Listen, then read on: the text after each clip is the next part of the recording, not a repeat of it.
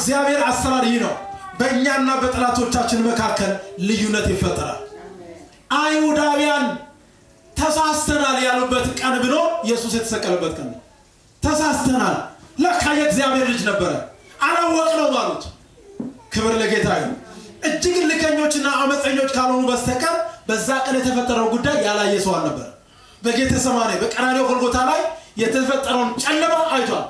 እንዴት ሊጨልም ይችላል? ቀን ፀሐይ ላይ የበራ በጠራራ ፀሐይ ላይ። እንግዲህ ጌታ ኢየሱስ የተሰቀለው መጋቢት አካባቢ ነው። መጋቢት ላይ ዝናብ የለም ወይም ደመና የለም፣ ሙሉ ጠራራ ፀሐይ። በዛ ሰዓት ላይ ጨለማ የሆነው ይሄ ጉዳይ ምንድን ነው አሉት። እግዚአብሔር በእኛና በጠላቶቻችን መካከል ልዩነትን ያደርጋል። ይሄ እጅግ በጣም ከቅርብ ጊዜ በኋላ የሚሆን ጉዳይ ነው። ኢየሱስ ጌታ። እግዚአብሔር ስለእናንተ ይዋጋል። ሶስተኛው ነገር በእኛና በእግዚአብሔር መካከል ያለ ያለማመንና ጥርጣሬ የልብ መጋረጃ ይቀደዳል። እግዚአብሔር ሲዋጋ ኃይሉን አዩ፣ ተመለከቱት።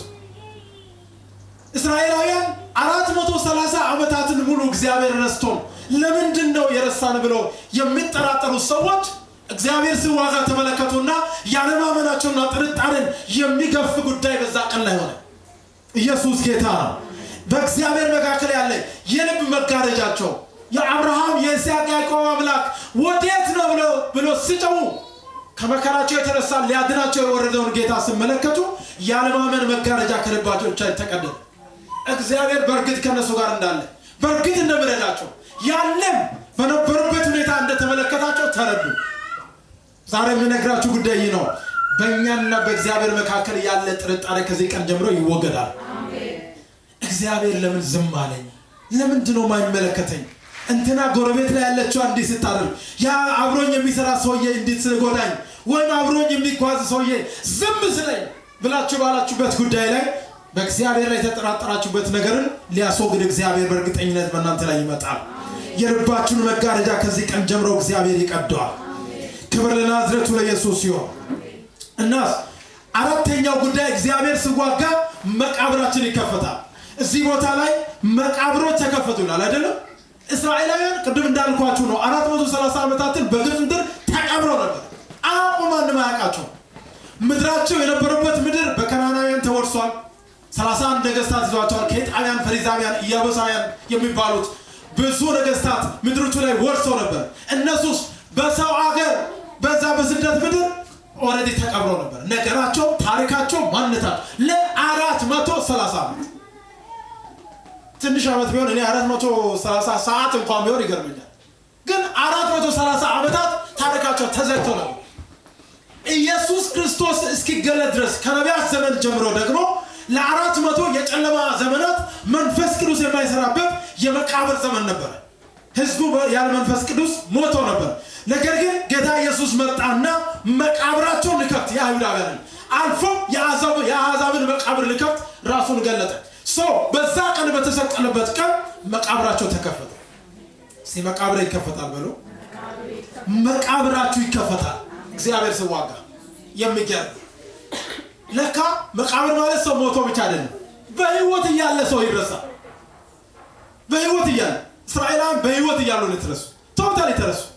አለች እንደ አለ እንደ እስከሚባል ድረስ። ነገር ግን እግዚአብሔር ሲዋጋ፣ እግዚአብሔር ሊያድን ሲነሳ፣ እግዚአብሔር አጀንዳውን ሊፈጽም ሲንቀሳቀስ መቃብሮች ይከፈታሉ። በኃጢአታቸው ምክንያት የተቀበሩ በክርስቶስ የመስቀሉ ሁሉ ስራ ከመቃብራቸው ወጡ። ኢየሱስ ጌታ። ኢየሱስ በመስቀል ላይ የተሰቀለው ከኃጢአት የተነሳ የተቀበሉ ሰዎችን እንደገና ሊያነሳቸው ነው። አሕዛብና አይሁድን አንድ ሊያደርጋቸው ነው። ስለዚህ መቃብራቸውን ተከፈተ እግዚአብሔር። ኢየሱስ ጌታ። ክብር ለናዝሬቱ ለኢየሱስ ይሁን። ስለዚህ የትኛው ዘመን የእናንተ ነገር ተቀብሮ ዘግይቶ እንደሆነ እግዚአብሔር ግን መቃብራችሁን ይከፍታል። የተረሳችሁ የተረሳባችሁ የተረሳ ጉዳያችሁ መንፈስ ቅዱስ ለእናንተ ተናግሮ እያለ በእድሜያችሁ ያልተፈጸመ ጉዳይ ሊሰራ እግዚአብሔር መቃብራችሁን ይከፍታል። እስቲ አሜን በሉ ባካችሁ። ሃሌሉያ! ኢየሱስ ጌታ ነው። መቃብራችሁን ይከፍታል የሰራዊት ጌታ እግዚአብሔር። ሃሌሉያ! ሌላም የሰማይ ሰራዊት ይመደብልናል። እግዚአብሔር ሲዋጋ የሰማይ ሰራዊት ይመደባል። ክብር ለጌታ። መንፈሳዊ ውጊያ በምድራዊ ስርዓት አይደረግም። በምድራዊ ስርዓት የሚዋጉ ሰዎች ተላልተው ተጨንቀው ደክመው ይተዋል። ነገር ግን እግዚአብሔር ለእናንተ ሲዋጋ እግዚአብሔር የሰማይ ሰራዊትን ይመድብላችኋል። የሰማይ ሰራዊት ይመድባል። ዳንኤል ለ21 ቀናት ጾም ጸሎት ገባና የመጀመሪያ ቀን ጾም ጸሎትን መጀመሪያ ቀን ላይ ጸለየው ጸሎት ተሰምቷል። ግን እጅግ የተገዳደረው የእግዚአብሔር መልስ ወደሱ እንዳይመጣ መልሱ ወደዛ እንዳይመጣ ናይ ወደኔ ተመልከች ለጋ አትረብሽ እግዚአብሔር መልስ እንደሰጠ እንዳይረዳ ዳንኤልን እጅግ በጣም ተገዳደረ። ከዛስ ሊረዳኝ ሚካኤል ሊረዳኝ መጣ። ሚካኤል ሊረዳኝ መጣ። ክብር ለጌታ። ምን ማለት መሰላችሁ? እግዚአብሔር ለዳንኤል የሰማይን ሰራዊት ከነጭፍራ ነው የመደበለት። ባይሆን የጾም ጸሎቱ መልስ አይመለስም ነበር። ዳንኤልም እግዚአብሔር እኔን አይሰማኝም 21 ቀን ጾም ጸልዬ ደክሜ ውሃና እህል ሳልቀምስ ትቼው እንዴት ነገር የተበላሸ ብሎ እንደዛ እንዲያግረመረመ ይኖር ነበር። እግዚአብሔር ግን የዳንኤልን መልስ በ21ኛው ቀን በሰማይ ሰራዊት ሆኖ መለሰላቸው። ኢየሱስ ጌታ። የሰማይ ሰራዊት ይመደብልኛል በለው። የሰማይ ሰራዊት ተመደበ። በዚህ ቀን ጌታ ኢየሱስ ከሞት በተሰቀለ ቀን ላይ እግዚአብሔር የሰማይ ሰራዊት ነው የመደበው። የሰማይ ሰራዊት ሙሉ ሙሉ ተመደቡ። ለምን? ከምድር ላይ የተነሱ ወደ 500 የሚሆኑ ነፍሳቶች ከመቃብር ይወጡ ነበሩ። ሁለተኛው ደግሞ ከሰማይ የተመደቡ የእግዚአብሔር መላእክት ነበሩ። ኢየሱስ ጌታ። የሰማይ ሰራዊት ይመደብልናል። እኛ መዋጋት የማንችለው የሚዋጉ የማይታዩ ክብር ለኢየሱስ ይሁን። ሶርያውያን ከዕለታት አንድ ቀን የእስራኤልን ሕዝብ ሊወጉና ሊወሩ በመጡ ጊዜ ኤልሳ የሚባል ሰውዬ አለ። እሱም ሰውዬ እናንተ ይዛችሁ ነው፣ ሌላ ጉዳይ አይደለም። ጓዳ ላይ ተቀምጦ አደባባይ ላይ የሚሆነው ነገር ለንጉሱ የሚገልጽ ሰው አለና እሱን ይዛችሁ ነው ብሎ ላከ። በመጣ ጊዜ ከኤልሳ ጋር የነበረ ጊያዝ የሚባል ኤልሳን የሚያገለግል ዋይዝማ ነበር። ያ ሰው ልክ ሰራዊቱን ወደ ውጪ ወጥቶ ሲመለከት አለቀልን፣ በቃ አለቀልን። ለምን? ሙሉ ሰራዊት የሶሪያ ሰራዊት መጣ፣ ሊያጠፋቸው መጣ፣ እንዲህ ይዟቸው ሊሄድ መጣ። ከዛም ኤልሳ የእግዚአብሔር ሰው የእግዚአብሔር ክብር የተገለጠለት አይኑ የተገለጠለት ሰው እባክህ ጌታ ሆይ የዚህን ብላቴና አይን ግለጥና በዙሪያችን ያለው ሰራዊትን አሳያቸዋል። በዙሪያቸው ላይ የእሳት ሰረገላ ነበር። ኢየሱስ ጌታ። ታላቅ የሆነ ሰራዊት ነበረ። ለምን መሰላችሁ? አጀንዳ ያለበት ሰው ዙሪያ ላይ እግዚአብሔር ሰራዊትን ይመድባል። የሰማይ ሰራዊት አለ። ኢየሱስ ጌታ።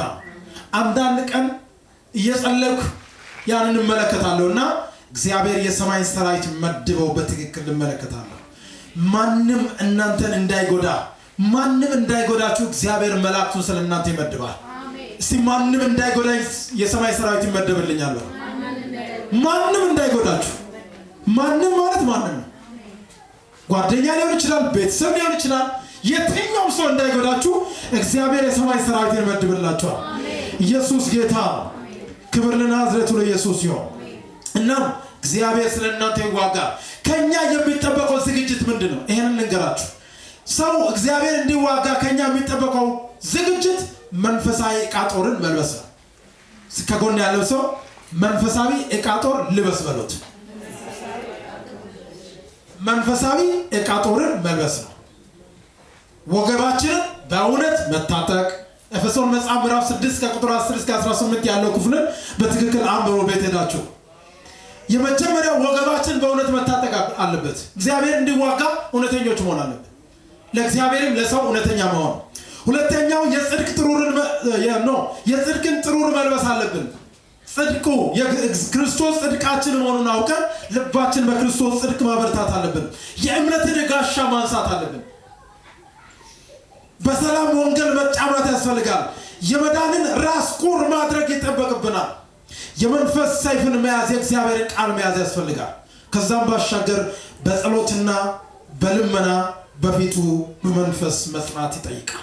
የዛን ጊዜ እግዚአብሔር ውጊያው ያካሂዳል። ስለእናንተ እግዚአብሔር የሚዋጋው ያኔ ነው። ያልተዘጋጀ ሰው ኢየሱስ ጌታ። ያልተዘጋጀ ወታደርን ያልተዘጋጀን ሰው እግዚአብሔር በዓላማ አይጠቀመው። ስለዚህ ታጥቆ ያለ ሰው በእግዚአብሔር ቃል በመንፈሳዊ ማንነት የተዘጋጀን ሰው የራሱ ወገን መሆኑን እግዚአብሔር ያውቃል። ክብር ለጌታ ይሁን። ለምሳሌ የኢትዮጵያ ወታደር ከሌላ ሀገር ወታደር ጋር ውጊያ ለማካሄድ ቢሄድ የሚለብሰው የሌላ ሀገር ዩኒፎርም አይደለም ወይ ማሊያው የኢትዮጵያ ነው የሚሆነው። ስለዚህ የለበስነው እውነት የታጠቅነው እውነት የእግዚአብሔር መንግስትን የሚወክል ከሆነ እግዚአብሔር ስለእናንተ ከፊት ይዋጋል። ኢየሱስ ጌታ። የሌላ ሀገር ወታደር ተቀላቅሎ ከሆነ ወይም ይማረካል ወይም የሆነ ጉዳይ ያደርጋል ማለት ነው። ልዩነታችንን መለየት አለበት። ልዩነታችን መታወቅ አለበት። እርግጠኞች እንድንሆን የእግዚአብሔርን ዕቃ ጦር ሁሉ መልበስ ይጠበቅብናል ማለት ነው። ሁለተኛው ማድረግ ያለብን እግዚአብሔር ስለኛ እንዲዋጋ መዘጋጀት ከኛ የሚጠበቀው ከእግዚአብሔር ጋር መስማማትና መታዘዝ ያስፈልጋል። እስቲ ከእግዚአብሔር ጋር መስማማት በለው። ከእግዚአብሔር ጋር መስማማትና መታዘዝ ያስፈልጋል። እኛ ከእግዚአብሔር ጋር ስንስማማና ስንታዘዝ እግዚአብሔር ስለኛ ይዋጋል። ከእግዚአብሔር ጋር ስንስማማ ከእግዚአብሔር ጋር ለእግዚአብሔር ስንታዘዝ በእርግጠኝነት እግዚአብሔር ስለኛ ይዋጋል። ሲመታዘዝ በለው። መታዘዝ ከሰነፍ መስዋዕት ይበልጣል። እግዚአብሔርን መታዘዝ የእግዚአብሔር የመውደድ መግለጫ ነው። እግዚአብሔር እንወዳለን ካለን ለሱ እንታዘዛለን። የዛን ጊዜ መውደዳችን ይገለጣል እና እግዚአብሔር ለኛ መዋጋቱን ያኔ ይቀጥላል ማለት ነው። ሌላው እንደ ታማኝ ወታደር መዘጋጀት ይጠይቃል። ቅድም ያልኳችሁ እነዚህ ዕቃ ጦርን ከለበሰ በኋላ ወታደር ዝም ብሎ ያንኮራፋ አይተኛም። መሳሪያውን በመሳሪያ ቦታ ላይ መቀመጥ ያለባትን በየስፍራው ተዘጋጅተው የሚሰማ ሳይረን ነው የሚባለው የሚጮኸው ደወል እንደ ደወል የሚጮኸው ሳይረን ድምፅ በሰማ ጊዜ ለአንድ ደቂቃ በክፍል ውስጥ የሚቆይ ወታደር ይቀጣል። ምናልባት ሊገደል ሁሉ ይችላል። ለምን? እጅግ የተዘጋጀ ማንነትን ይጠይቃል ወታደር መሆን። የትኛው ነገር በእናንተ ህይወት ሲመጣ እግዚአብሔር ሲዋጋ እናንተ ቀጥላችሁ እሱን ተከትላችሁ ወደፊት ማትቀጥሉ ከሆነ እግዚአብሔር በእናንተ የሚሰራበት ጉዳይ አይታይም። ሰው የእግዚአብሔርን አብሮነትና ማንነትን ለማወቅ እንደ ወታደር መዘጋጀት ይጠይቃል። አልፎም መከራ ስለ ክርስቶስ መከራ ለመቀበል የተዘጋጀ ማንነት ይጠይቃል። ወታደር ምድረ በዳ ነው ብለው ወይ የሆነ ቦታ ፀሐይ ነው የሚያቃጥለኝ ወይ በረሃብ አስቸጋሪ ነው ውሃ የለም የሚጠጣው ምግብ የሚበላው የለም ብሎ አንድ ስፍራ ላይ ቆም። ለምን? ውጊያ ሜዳ ላይ ስለሚገኝ። የክርስትና ህይወት የውጊያ ሜዳ ነውና መከራን በመቀበል ስለ ክርስቶስ እውነተኛ ሆነን መኖር ይጠይቃል። ስለዚህ በየትኛው መከራ ጌታ ኢየሱስ እናገር በዓለም ሳላችሁ መከራ አለባችሁ ነገር ግን አይዟችሁ ነው ያለምን አሸነፋለሁ ብሏል እንጂ መከራ የለባችሁ ማለት ነው። መከራ ባለባት ምድር አለ፣ ስለኛ የሚዋጋ ጌታ ግን አለ።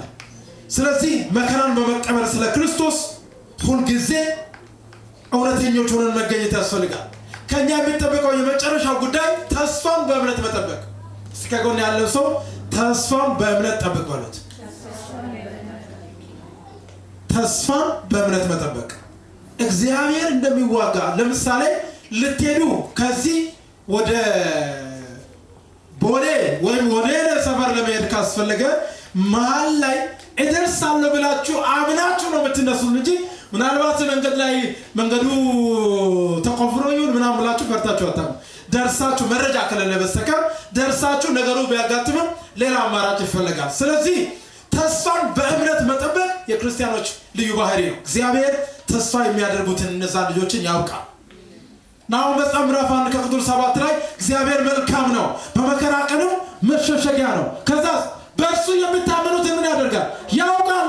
ተስፋ የሚያደርጉትን እግዚአብሔር ይረዳኛል፣ ስለኔ ይዋጋል ብሎ ተስፋ የሚያደርጉትን ያውቃል። እንደ ሰው አይሸወድም እግዚአብሔር።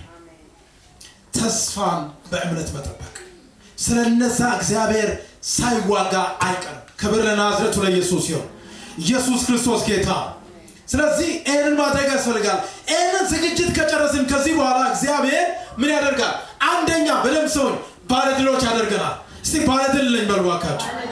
ባለድል ነን። እግዚአብሔር ተዋግቶ የሚሸነፍ ይኖራል? ሰው ተዋግቶ አሸንፋለሁ ብሎ እንኳን ይዋጋል። እግዚአብሔር ተዋግቶልን መሸነፍ የለም። ባለድሎች ያደርገናል። ኢየሱስ ጌታ። እግዚአብሔር የጠላቶቻችንን ውድቀት ያሳየናል። የጠላቶችን ውድቀት ይመለከታል። ሰው የስጋ ለባሽ ጠላት የለው። ይሄን ወቁ። የስጋ ለባሽ ጠላት የለም። ማንም ስጋ ለባሽ ጠላት የለም። ከስጋ ለባሽ ጀርባ የሚሰራ ጠላት አለ። የሚጠሉ ከሆነ ከጀርባ የሚሰራ ስፒሪት አለ። ጎሽ በርች የሚል በርታ የሚል ያንን መንፈስ ነው እግዚአብሔር የሚመታው። ኢየሱስ ጌታ። ክብር ለናዝሬቱ ለኢየሱስ ይሁን። ከዕለታት አንድ ቀን አንድ ስፍራ ላይ በቢሮ ላይ በሚሰራበት ቦታ ላይ ወደ 3-4 ሆኖ ተመካከሩና እንዲሁም በዚህ ቀን እንዲህ ካላደረገን ብለው ተመካከሩ። ለማንም አልነገርኩም። ከዛ መጥቼ አሁን ይሄን ነገር እንዴት አልፋለሁ? ከባድ ነው ነገሩ። ከተያያዙና ከተባበሩ ከባድ ነው። ከዛ እንዴት አደርጋለሁ ብዬ በጣም ተጨንቄ ዓርብ ዕለት ነው እሱ እሁድ አንድ ኮንፈረንስ ነበረና ኮንፈረንሱ ማታ ነበረ እዚህ አካባቢ ባለ ቸርች ላይ በዚያ ቦታ ላይ ሄድን። ከዛ በሄድንበት ቦታ ላይ አንድ ሰው የእግዚአብሔር ሰው መጥቶ ነበር። የእግዚአብሔር ሰው እንደዚህ አለ፣ እንደዚህ ብሎ ተናገረ። የኤልዛቤልን ኃይል ሰብሬያለሁ፣ የጨለማውን ጉልበት መትቻለሁ። ከዛ ልክ ዘይቱን አንስቶ መሬት ላይ እንዲህ ስትለው ዘይቱ ፈሰሰ። ከዛች ሰዓት ጀምሮ እግዚአብሔር የኤልዛቤልን ኃይል ሰበረው። ኢየሱስ ጌታ። ክብር ለናዝሬቱ ለኢየሱስ ይሁን። ስለዚህ የጠላቶቻችንን እግዚአብሔር ውድቀትን ያሳየናል። የጠላቶችን ውድቀት የሚያሳይ እግዚአብሔር አጀንዳ ከኛ ጋር ይኖራል። ክብር ለኢየሱስ ይሁን። ሶስተኛው ለኛ ወደ ርስታችን መሻገር ይሆናል። በመሰረቱ እስራኤላውያን ወደ ቀይ ባህር በሚገቡበት ጊዜ እነሱ እያዩ ነው የግብጽ ወታደሮች የግብጻውያን ሰራዊት የሰመጡት። ስለዚህ የጠላቶችን ውድቀትን እግዚአብሔር ያሳየናል። ለኛ ወደ ርስታችን መሻገር ያደርጋል። ሌላው ከፍታችን እውን ይሆናል። እግዚአብሔር ወደ ከፍታ ያወጣል። እግዚአብሔር የትኛውም ጥያቄ በመለስ ወደ ከፍታ ያወጣል። እስቲ ወደ ከፍታ ያወጣለሁ ብሎ ባካችሁ። እግዚአብሔር ወደ ከፍታ ያወጣቸዋል። እግዚአብሔር አምላክ እርሱ ወደ ከፍታ የሚያወጣ ጌታ ነው። ሌላው የእግዚአብሔር ክብር ይገለጣል። እስቲ የእግዚአብሔር ክብር ይገለጣል በለው። እግዚአብሔር ስለኛ ስለሚዋጋ የእግዚአብሔር ክብር ይገለጣል። የትኛው የእግዚአብሔርን ክብር የሚያጎድፍ ነገር በሕይወታችን በኢየሱስ ክርስቶስም አይሆንም። የእግዚአብሔር ክብር በሕይወታችን ይገለጣል። የእግዚአብሔር ክብር በሕይወታችን ይገለጣል። ኢየሱስ ጌታ። በቀን በደመና በሌሊት በእሳት አምድ ይበራ የነበረው እግዚአብሔር ክብሩን ገለጠ በሕዝቡ መካከል። እግዚአብሔር ሲዋጋ የእግዚአብሔር ክብር እውን ይሆናል። ኢየሱስ ጌታ። በቀን ላይ ደመና ነው ያለው። ጠራራ ፀሐይ ላይ በምድረ በዳ ላይ ደመና ከየት ይመጣል? ሻሂና ግሎሪ ይባላል። የእግዚአብሔር ክብር ተገለጠ። የእግዚአብሔር ክብር ይገለጣል። ሌላው ለብዙዎች የማምለጥ ምክንያት ያደርግሻል። እስቲ ለብዙዎች የማምለጥ ምክንያት ሆናለሁ በለው። ለብዙዎች የማምለጥ ምክንያት ትሆናላችሁ። ኢየሱስ ጌታ ነው። ከዛ ውጪ መልካሙን ስራ በእኛ እግዚአብሔር ይፈጽማል። እግዚአብሔር የሚዋጋው እንዲሁ አይደለም፣ መልካም ስራ በእኛ ስለሚፈጽም ነው። እግዚአብሔር በእናንተ መልካሙን ስራ ይፈጽማል። ጌታ ኢየሱስ በተሰቀለበት በዚያ ጊዜ መልካሙን ስራ ምን የሚያደርግ? አሕዛብን ከጨለማ የሚያወጣ፣ ብዙዎችን ከእስራት የሚፈታ፣ የወደቁትን የሚያነሳ፣ ደካሞችን የሚያበረታ መልካም ስራ በዛ ዘመን ላይ በዛ ምድር የሚሆን ጉዳይ እግዚአብሔር ሰራ። ኢየሱስ ጌታ። ስለዚህ እግዚአብሔር ስለ እናንተ ይዋጋል። መጨረሻው ይሄ ዘመን ይሄ ሲዝን አሁን ያለንበት ጊዜ በርግጥ የእግዚአብሔርን ውጊያ እግዚአብሔር ስለ እናንተ እንዴት እንደቆመ የምታዩበት ጊዜ ነው። ኢየሱስን ገደልን ጨርሰናል አበቃም ስሉ በቃ ከዚህ በኋላ ታሪክ የለም ሲባል ሳያስቡ የዛሬ ስንት ዓመት የሞቱ ሰዎች እንዲነሱ አደረጉ። ኢየሱስ ጌታ። እሱ ብቻ አይደለም፣ ወስዶ መቃብር ላይ ድንጋይ ሲያደርጉት ድንጋዩን አንከባልለው ስነሳባቸው አሁን ይሄን ሰውዬ ምን እናደርግ? ሰቀል ነው አውርደን እንደዚህ ያደረግን ሰዎችን አነሳብን። የሞቱ ሰዎች ተነስተው 500 የሚሆኑት በከተማ ታዩ። ውሸት አይደለም። ወደ ቅድስት ከተማ ገቡ። ለዛው እነሱ የሚመኩበት ከተማ ላይ ገብተው ነው የታዩት። ለብዙዎች ታዩ። ብዙዎች አይተዋል። የሚገርመው ነገር ከዛስ እሺ ቀበሩት። መቃብሩን ድል አድርጎ ተነሳ። ዋሹ። አይ እንዲህ ካደረግነው ይሄ ሰውማ አይቻልንም አሉና የውሸትን ክስ ይዘው መጡ። ኢየሱስ ጌታ። ውሸትን ይዞ ተነሱ። ከዛስ ሲዋሹ እንደገና በመካከላቸው የተገለጠ ራሱን ገለጠባቸው። መልካምን ስራ ለነሱ እነሱ ሲገሉት እሱ ይቅር በላቸው ብሎ ምሕረትን እየለመነ መልካም ስራ መስራት ቀጠለ። ዛሬ በሕይወታችን እግዚአብሔር ሲዋጋ እኛን መልካሙን ስራ በእኛ ለመፈጸም ነውና ሁሉ ጊዜ በዚህ ማንነት መቆም ያስፈልጋል። እግዚአብሔር ስለናንተ ይዋጋል።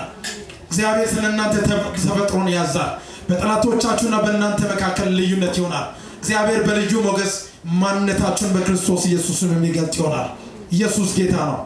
ክብር ለጌታ። እንጸልይ። ሁላችንም አንገቶቻችን ዝቅ አድርገን